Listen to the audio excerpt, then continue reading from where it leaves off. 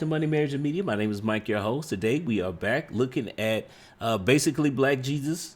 He had a live on TikTok, and again, this is a 7 hour stream. So I just clicked a random spot, and we're gonna see what we got. And be like, here, I'm shooting you a text right now. This is me. And what I always do, fellas, this is what you do. I send them my business contact card. I say, this is a business contact card. Save me here. And it lets the woman know that you're a professional, that you're about your business, that you ain't some hood motherfucker, this, that, and you don't want them associating you with that or nothing. Right. And then also it lends to credibility because they know where you work and they can see, that you're a legitimate human being. It grants a little bit more faith and trust. And if you're approaching women that you want to respect you, this is the way you approach them. If you're approaching for some sex, hey girl, you looking kind of thick over there. Damn, Right. oh wait, Yep, you and they know. immediately turn you So down. that's that you men approach differently based off of where they are in their lives and what they are looking for. And men Facts. who want wives are not telling you thick or they want to smell you. And Just they're saying. open to friendship building conversations, not just jumping into being with each other romantically. It's about getting to know that person first. And if you become somewhat friends, more than lovers, you'll see what their intentions are a lot easier because they'll have let their guard down with you as a friend. And then if they slip up and say something to you that they would say to their friends, then you'd be like, okay, I see where his mind is really at. I'm gonna keep him in the friend zone, but be honest about that. Be like, this, I don't see a relationship between us, but I don't, yeah. Yeah. Um, And then that just make sure you fit that question in up front between. okay, there's a little bit of problems with what she said. I take a little bit of issue with that because I don't think men and women can't be platonic friends. So my thing is I've explained this before, is that when you first marriage, again, assuming that the guy is marriage minded, my approach would always be, the first we're going to get to know each other first before we even go on a date. I want to know who you are because I don't want to waste my time or my resources. Like, I know you value your time, and I really value mine. So yeah, we're gonna be talking on the phone for at least for however long we need to before that I would feel comfortable to say, you know what, this might be something worth pursuing. Then I'm gonna ask you on a date. That's just what it is. And then, you know, I'm only gonna do 2, maybe 3 dates. By the second date, I definitely know if I want to try and pursue a relationship with you, because I don't need to go on a third date in most cases, unless there's some extenuating circumstances. But I also am not expecting that you are just talking to me. Like that whole talking phase and thing, like I said, that's gonna take as long as it takes. I don't care. I'm not going on a date with you until I feel like there could possibly be something worth building. And during that time, you would not be the only woman that I'm talking to because we got no commitment here. All we're doing is talking. And I expect the same. I don't expect you to offer me any kind of commitment or anything like that. Exclusivity, no, because I could disqualify. Because if I find something to disqualify you, I'm gonna pull back. Then be like, yeah, I don't need. Yeah, yeah. You get used to talking to me, and you get used to having my attention, and we're at that point where we're talking every day. That's fine. But again, the minute that something is off about that, I'm not gonna be answering my phone for a while. I might need a couple more days because it's like you just told me something that says, "Oh, red flag." Okay, I need to let this breathe. I got somebody else, and we're gonna keep it going. And I've had that I've had some women question that before. Well, I thought we was, yeah, but you know what? Hey, I just been working a lot, which I usually am because you need to be doing that. But sometimes the relationships fall off, and this is also during that time where you find out how interested she is in you. Because if she's not calling you, then you already know. So let's keep going.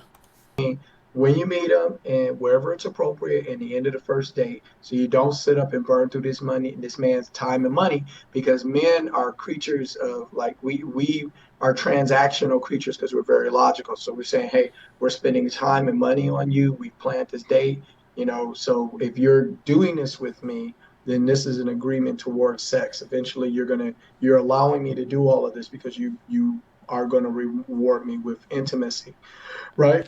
Right. So if you don't want to have sex with a man, then you can't go out on dates with them, ladies. It's the going out on Facts. dates with men that you don't have any sexual interest in is the equivalent of men having sex with women that they don't have any relationship interest in.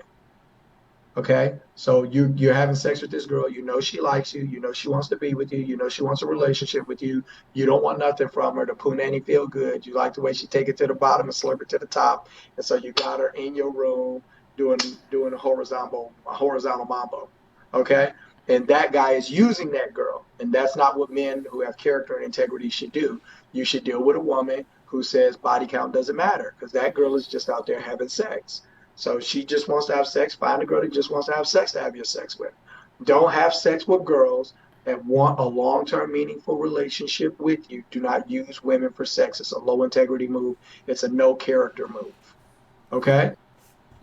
I I find no fault in that. I agree 100%. But this is also what we talk about the dime, about discipline, integrity, morals, and ethics. You know, the great stuff to lead with and what he's talking about, the type of lifestyle he does, ladies, that will help weed out a lot of guys too. A lot of guys that you think are relationship material. Don't get me wrong. The best way to vet a guy is still to introduce him to your father. But what he's also talking about is a good method to. It's a good cherry to add on top, because let's be real. Most women are not introducing the guy to their father until like they get to know the guy more. But this is a good way to figure out to rule out guys who are just trying to hit it and quit it. So if you're, and it's the same thing, women, as going out on dates and letting men spend money on you and time and effort and attention and validation and all of the stuff that they do to try to get you to like them. And you know you don't want that man. Don't waste his time. Don't waste his money. Be Yep. fair. Does that all make sense? Did that fit together in a way that made sense, ladies? Absolutely, absolutely. I really enjoyed the conversation mainly because as someone my age, I get told all the time like, "Oh my God, like you got lot going on for yourself." Like, and the one missing piece is that like I am at the point in my life where I want to like buy a house, and I was telling my dad like I want to get property, but like I'm not cutting grass, I'm not taking the trash to the curb, so like I need to like figure something out fast. And my lease was up in October in Atlanta, and I decided to move home for a while just to like not only vet but to also save up and to like potentially move to another state because I really or a city because I really don't think Atlanta is where it's Uh at. oh. My job let me work remote and everything, so I'm like, okay, this is Uh the oh. perfect opportunity for me Yeah. to try to take that leap because I really don't think Atlanta. Atlanta's Atlanta's tough because there's the ratio of men to women is very high. And so men have a lot of options there. And so a lot of men there are playing, you know. I got a homeboy who owns a business in Atlanta. And whenever he goes to check on his business, I'll hop a flight with him and we'll go down there for, a couple of days out the weekend. And then, I'll come back and we go to the nightclubs and bars and stuff. He's Big Willie status. He calls himself King Yanni. But And I am he's, not a nightclub type of person anymore. That was like my 21 kind of area where it was like just go out with your friends and getting in the sections and all that. But like I'm so past that. In Atlanta, I probably spend more time in my apartment than anywhere.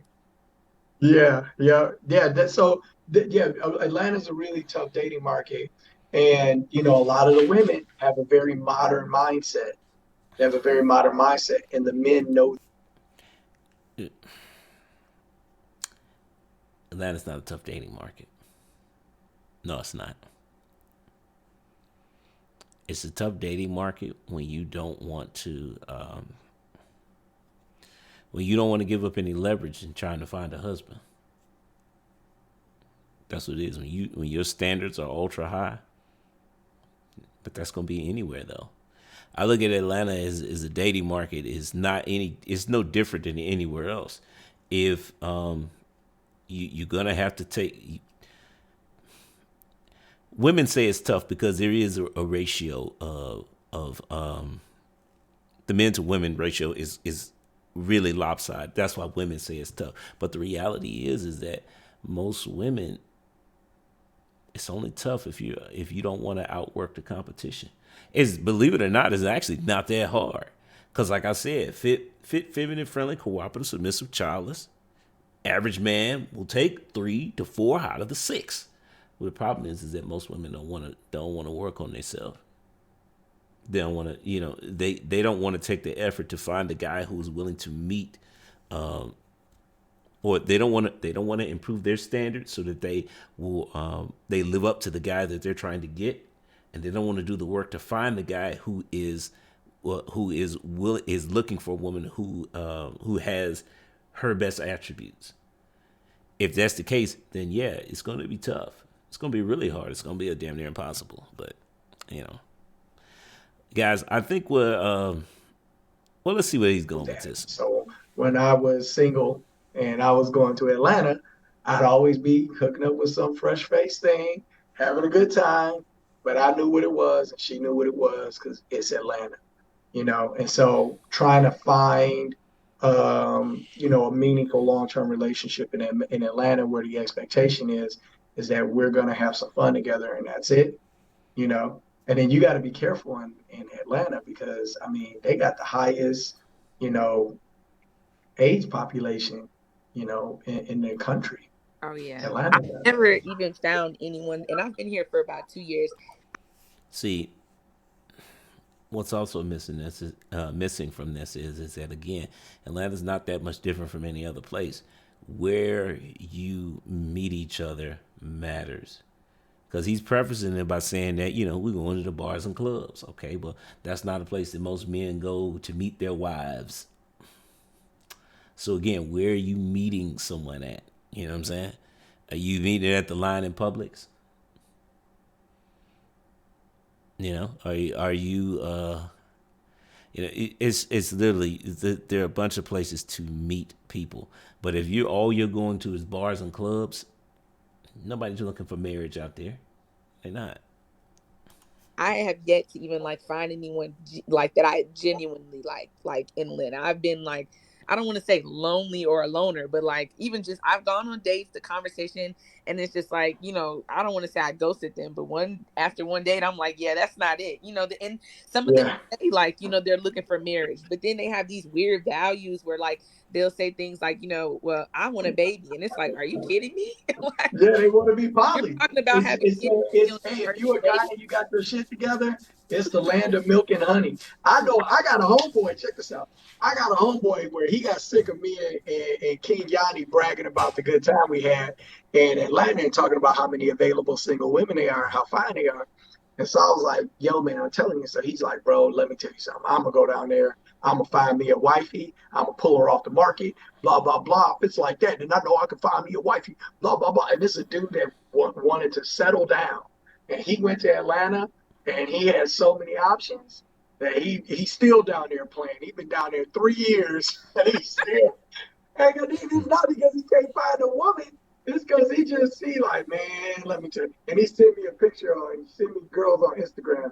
He'd be like, yo, bro, what you think of this one? I'm like, man, I thought you was looking for a wife, man. You know how I am, man. You know I'm Black Jesus, man. You know I'm trying to get your ass married so you don't get AIDS or have 17 kids or something, man. Right. And, because my friends know me the same way, that I've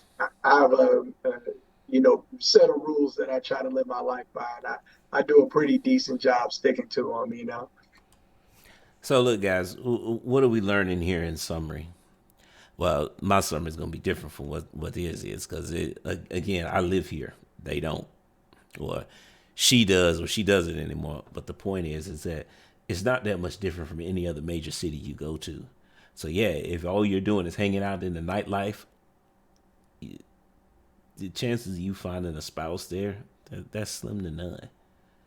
But, I mean, what else? What other options do you have? Okay, well, there are plenty of other things to do around every city. But again, where you meet matters as far as what your intentions are. So what I would say is that number one, you should be meeting people through your network. A lot of people don't believe in that, but that's the best place to meet somebody because again, your network is those people are going to have a vested interest in you. So what does that mean then? My network never recommends anybody to me. How much do they value you? How valuable are you to your network? Maybe that's why they don't recommend anybody for you. You got to address the issues there. But again, when you're using your network, you automatically have common ground. The lady mentioned it about going on a date and the first date, and then she instantly figures out that they're not really compatible. Yeah, because what did you have to be compatible with them in the beginning? What, that you just happen to be at the same place at the same time? This is why I say that it's better to have phone conversations before I start investing money into a date. Like, we get to know each other over the phone. We don't have to go somewhere to do that. Again, saves time. Okay, well, we're not compatible. What did I really lose here? One or two nights of phone conversations? Come on. That's not the same as, well, I didn't spend hundreds of dollars on trying to impress this woman on a date. And no, I'm not doing that. You can call me cheap or whatever. I don't care. You're not the right woman for me anyway. So, chances are, I want to find out because I understand that if you have to be attractive in order for me to talk to you to begin with. That's most guys, right? Okay, but what else do you offer besides that? That's what I'm gonna find out over the phone. And if you're not offering anything that's worth me pursuing a relationship, then we just part ways, and then there it is. But look, guys, this is a great conversation. We may come back more to Black Jesus Live because he does have conversations with women. I'm assuming there are more women that he's having conversation with. And truth be told, these one-on-one conversations tend to work out better than people just arguing with the gender war on a panel. Because if you guys check out Black Jesus on TikTok, a lot of times he'll jump into a panel with a bunch of different people, and it's just all chaos ensues. So it is what it is, but we're gonna leave it here, and I'm gonna say it goes to the next time. Peace.